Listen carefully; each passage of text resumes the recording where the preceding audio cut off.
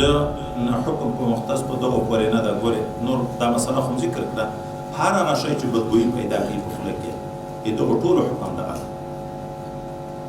دا چې سګرټ یې ویلی جومات ته ننوځي، هغه څوک چې سګرټي نه وي د دغه بدبویي نه پازابېږي که نه پازابېږي؟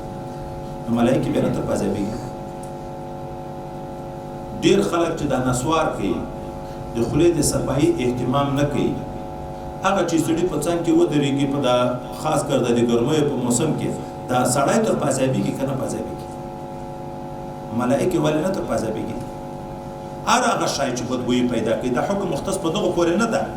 هر هغه شی چې بدبویي پیدا کوي هسې ځایو کې چې سړی ورځي و هلته بیا د ملایکو د حضور توقع وي د هغه استعمالول ځای ته په داسې واقعاتو کې مکروه دي. نو دا نسوار هم پرېږدي، اوس ځوانان یې پرېښی شي چې سپین ږیری شي، بیا سړی په قوه مدافعه یې کمزوري شي، بیا یې نه شي پرېښی. د ځواني په وخت کې پرېږدي. او دا اوس طالبان چې دي چې زه ورته ویم چې پرېږدي، په هغه ورځ بیا دی لیا ډېر کړي. دغه ته د زموږ د کور لیا ده چې ځو راځو، نن سبا خو یې دا کلک جوړوي لکه پچه نه یې دغه. نو دا برنډه کې یې راخوشي کړي، هسې منډې وایي دا لښتي ته ولوېږي چې موږ د کوټې مخ ته تېر شوی ده. دلته ما نصیحت وکړ چې دا پرېږدي، بل وارې زه کور ته روان یم، کوټې نه یې راوشړه نږدې زه وویشتلی وم. نو یې دلته لپاره نه درته چې موږ په وله یم، پرېږدی. اوس یې پرېښی څه یاست؟ رښتیا درته یم، دا د زړه درته یم. ګورې د انسان باید دا مسله را روانه ده، ولهن مثل الذي علیهن. ښځه په میړه داسې حق لري لکه میړه چې په ښځه باندې حق لري.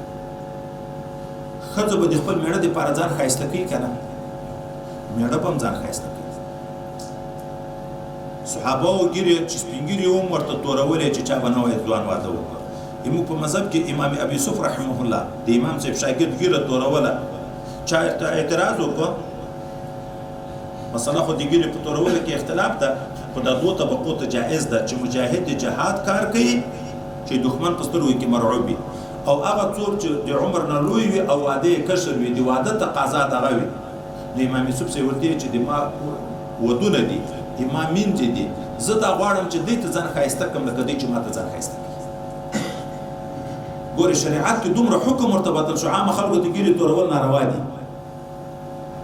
خو ښځه کشره ده، د عمر نه سړی مشر ده، د دوکې دپاره نه چې اول ږیره ورته تورې کړي چې زه ځوان یم.